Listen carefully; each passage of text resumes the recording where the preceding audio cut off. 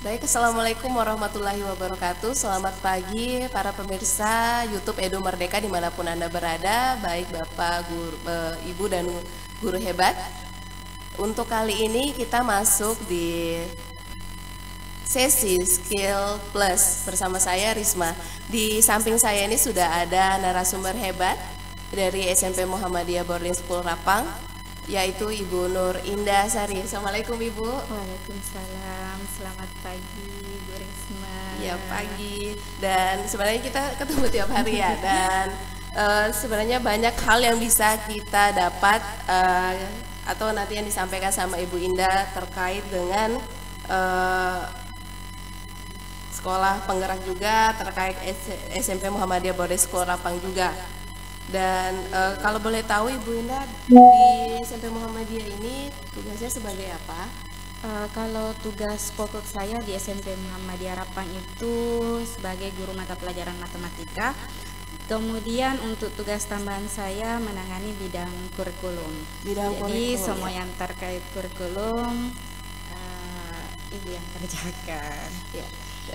Kalau misalnya kalau di bidang kurikulum kan tentang ini Pak, Ibu ya, tentang program-program juga. Ya, betul. Kalau misalnya di semester ini kan kita sebagai sekolah penggerak juga, ada tidak program di tahun ajaran ini kan sudah berjalan kurang lebih program yang baru direncanakan atau misalnya yang sudah dilaksanakan, boleh Ibu dijelaskan? Ya, untuk program kami sendiri di SMP Muhammadiyah Rapang, kebetulan ini sudah jalan tahun kedua ya untuk program sekolah penggerak. Berbeda dengan tahun sebelumnya. Kalau tahun sebelumnya itu belum 5 hari kerja. Untuk tahun ini, tahun ajaran 2023-2024, kami di SMP Muhammadiyah Rapang sudah menerapkan 5 hari kerja. Jadi selain ada boarding school juga ada full day school. Jadi anak-anak belajar dari pagi jam 7 start sampai dengan setelah sholat asar. Nah, untuk kegiatan belajar di pagi hari itu ada intra, kemudian ada P5. P5 ini sangat terkenal sekali ya. Kalau kita bahas masalah kurikulum merdeka, paling ini karena di situ menggali potensi peserta didik, kemudian untuk mewujudkan nilai-nilai atau dimensi-dimensi yang ada di profil pelajar Pancasila seperti bernalar kritis, kreatif, beriman dan bertakwa, kemudian bergotong royong ya.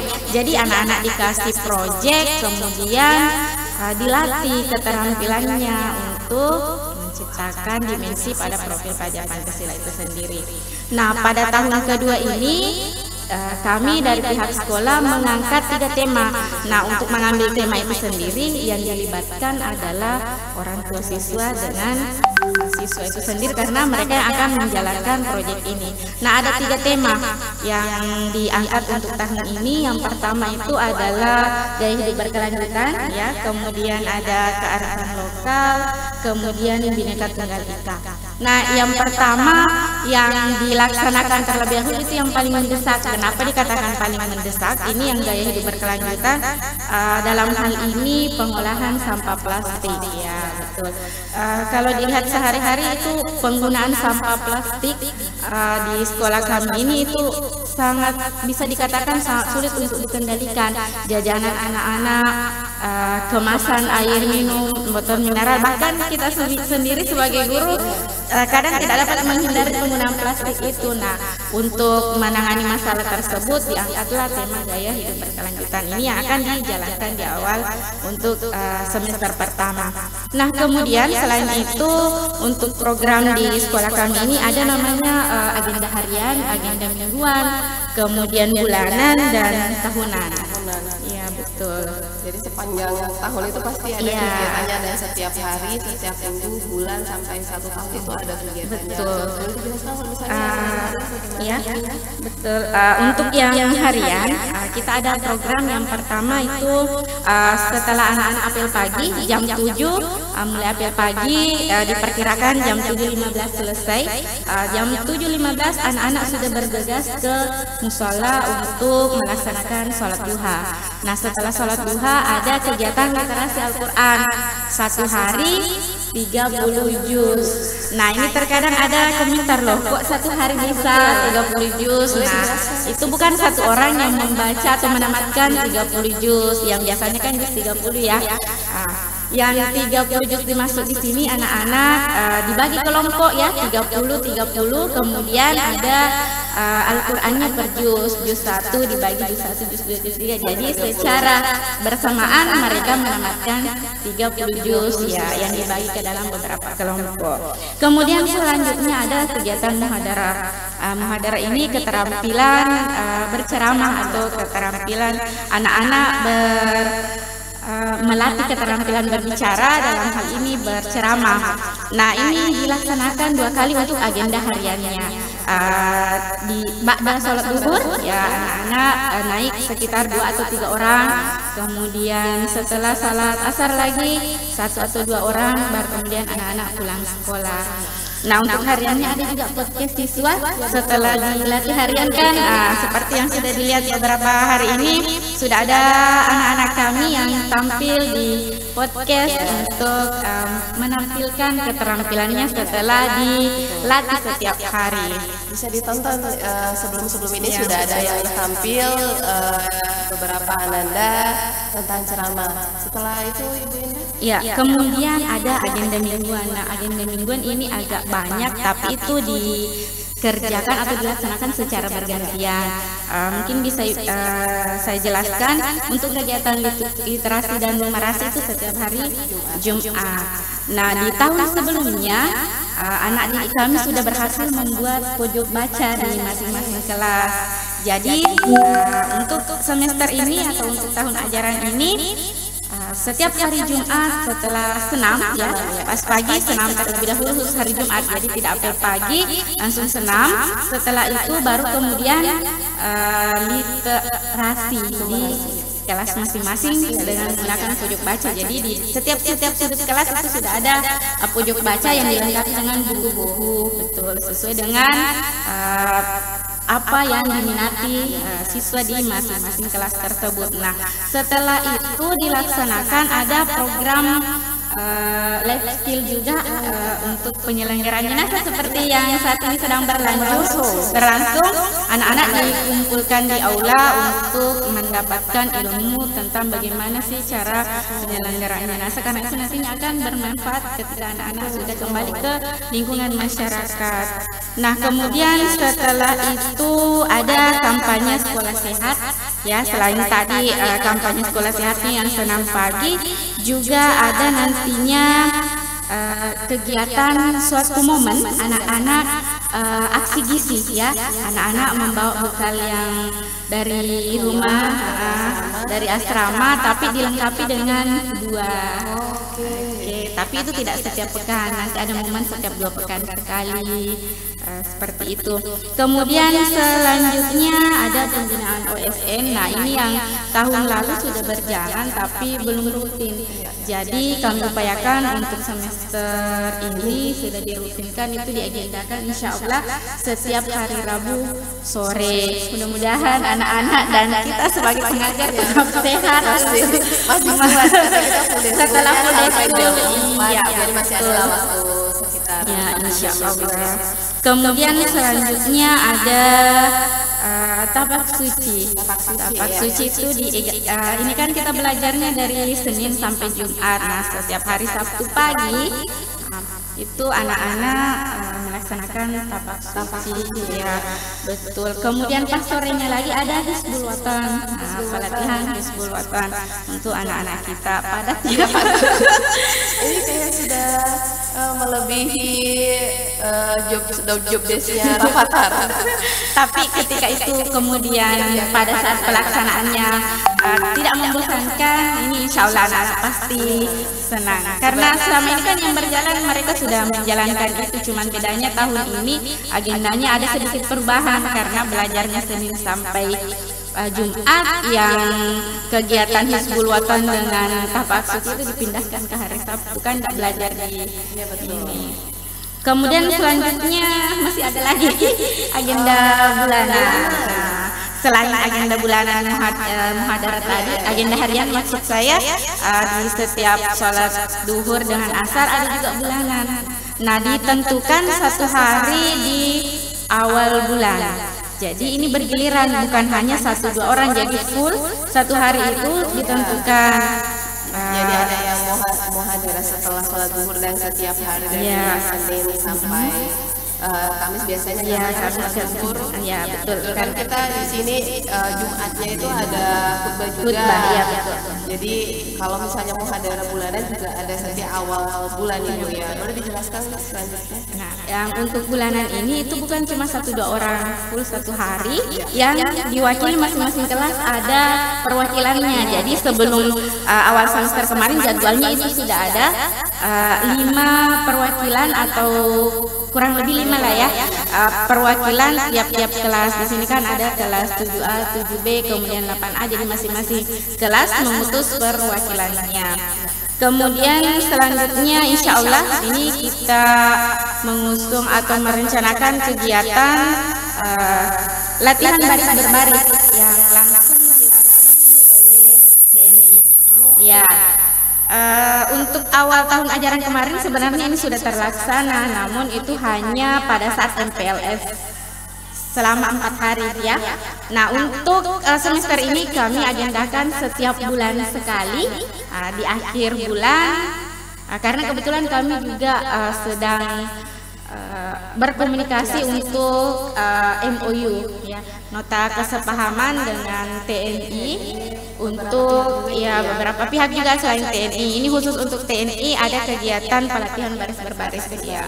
Memang perlu Ibu ya, kalau buat lingkungan sekolah pelatihan baris berbaris, kemudian juga penyelenggaraan jenazah itu life skill yang kita sebenarnya jarang sekali diajarkan di sekolah. Biasanya kita lihatnya di masyarakat, dan pada akhirnya juga kita akan melaksanakan itu setelah anak-anak kita berkembang jadi orang yang lebih dewasa seperti itu.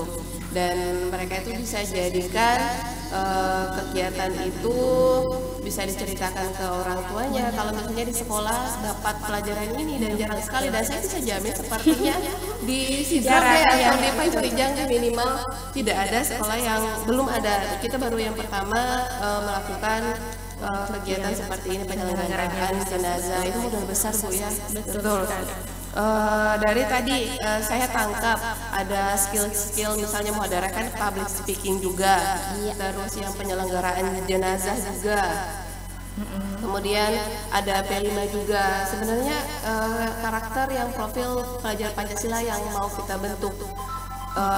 Terus dari itu saya mau tanya Ibu Indah, misalnya kan dari karakter deh atau gaya belajar anak-anak itu, anak-anak atau peserta didik di SMP Muhammadiyah Rapang menurut Ibu seperti apa? Atau misalnya kita kan tahu kalau di kurikulum Merdeka itu ada asesmennya. Secara garis besar karakter kita, karakter anak-anak kita itu seperti apa sih Ibu Indah?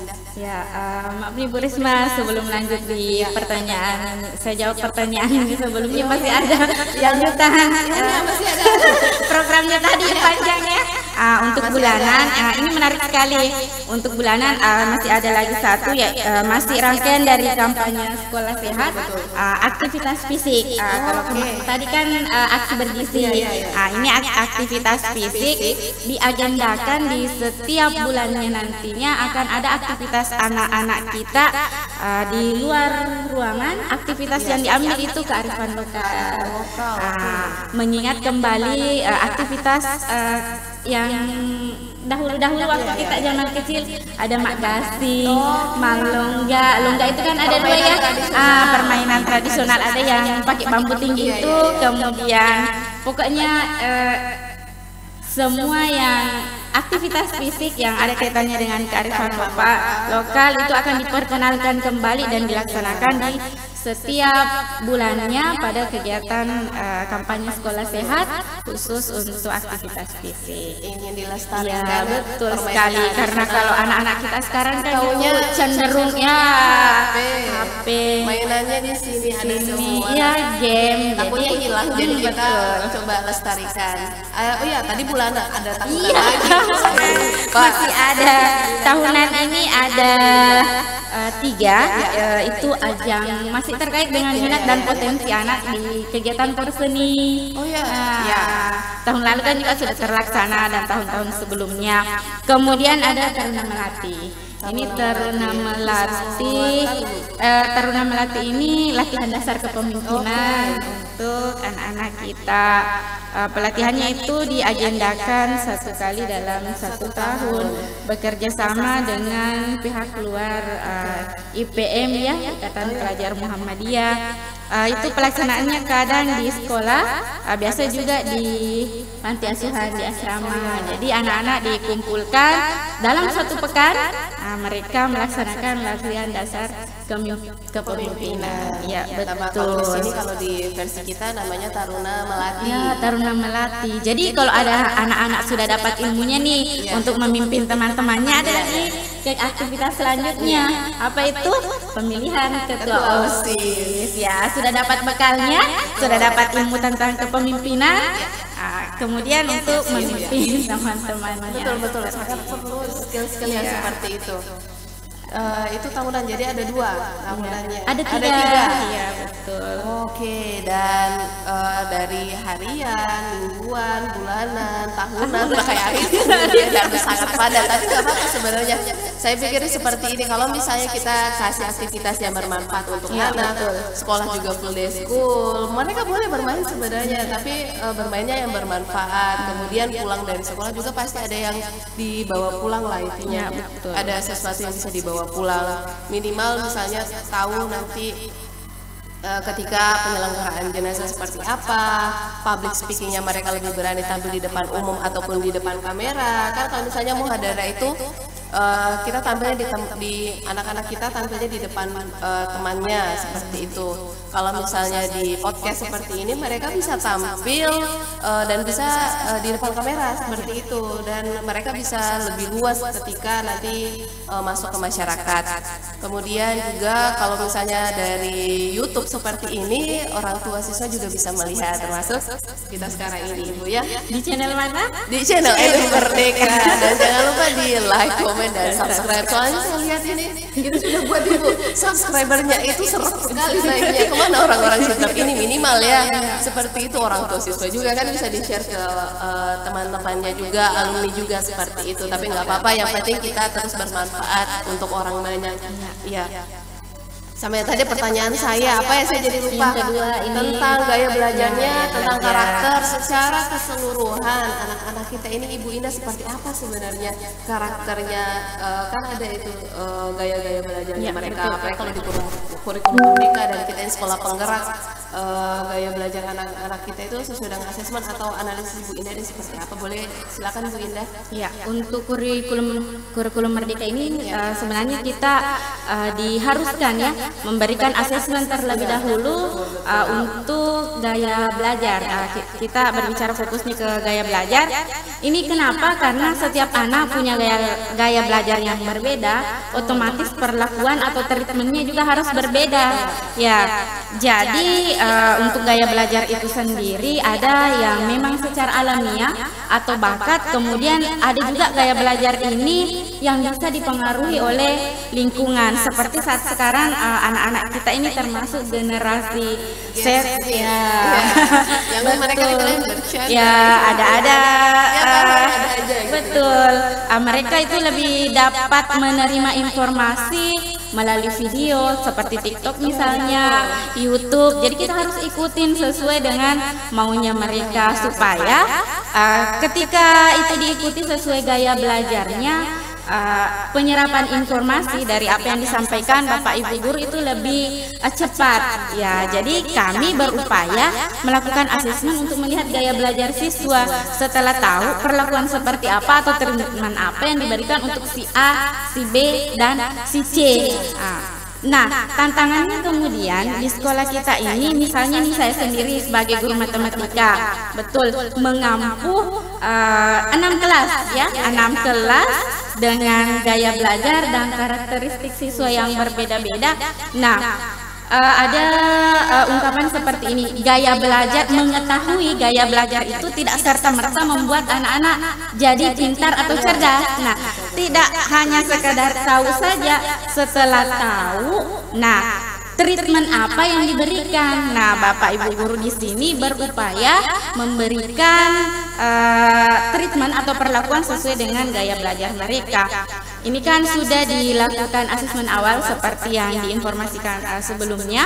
Anak didik kami untuk yang kelas 8 ya, 8 meskipun sebenarnya yang kelas 9 ya diikutkan ya, meskipun belum kurikulum merdeka, tapi secara umum kan mereka juga akan diberikan ilmunya. Jadi harus ditahu dulu itu asesmennya diberikan pada saat sebelum libur ya, pada saat penerimaan rapor. Setelah penerimaan rapor ada asesmennya seperti apa, kita berikan dalam bentuk angket ya, angket kemudian diberikan kepada siswa. Hasil dari asesmen itu diolah. Nah, hasilnya itu akan nampak mana siswa yang memiliki gaya belajar kinestetik, mana yang audio, mana yang visual. Sebentar, kami ada datanya. Nah, setelah mengetahui itu, ini kemudian dibuatkan satu semacam dashboard ya, dashboard yang mana ini masing-masing bisa diakses untuk orang tua, karena yang perlu tahu itu bukan cuma guru. Ini ya betul, karena harus ada kerjasama siswa, guru, dan orang tua untuk mencapai daripada yang namanya mencerdaskan anak didik kami. Nah, untuk selanjutnya yang kelas 7 itu dilaksanakan setelah masa pengenalan lingkungan sekolah. Setelah MPLS kemarin semuanya sudah diberikan angket untuk kemudian diisi. Hasil pengisiannya itu diolah, makanya nampak berapa orang sih yang gaya belajarnya misalnya di kelas 7A, 7B, 7C itu yang kemudian menjadi pedoman Bapak Ibu guru dalam memberikan penanganan di dalam kelas. Nah, di sini kami punya datanya. Untuk di sekolah kami ini itu ada 50,9% anak-anak dengan gaya belajar video, kemudian 29,1% anak-anak dengan gaya belajar kinestetik, kemudian 20% itu audio. Nah, kalau dilihat ini yang lebih banyak itu yang video. Saya pikir ini kan anak-anak generasi sekarang betul sudah terbiasa dengan media-media, betul, TikTok. Jadi sekiranya Bapak Ibu guru ya untuk menciptakan pembelajaran yang menarik, ini bisa dijadikan ini pedoman. Oke. Kemudian selanjutnya 29% kinestetik audio. Ya, ini berdasarkan asesmen yang sudah dilaksanakan. Jadi memang saya lihat juga Ibu betul, kalau misalnya mereka kita praktikum masih ada yang tidak terlalu aktif seperti itu. Tapi kalau misalnya video, nonton video tutorial, betul lebih tertarik ya. Padahal betul. Sebenarnya lebih seru kalau praktikum. Tapi kembali lagi ke gaya belajar, bagaimana siswa lebih mudah memahami informasi. Betul, dan saya pernah juga baca kalau misalnya ada 30 anak di dalam kelas, maka ada 30 karakter.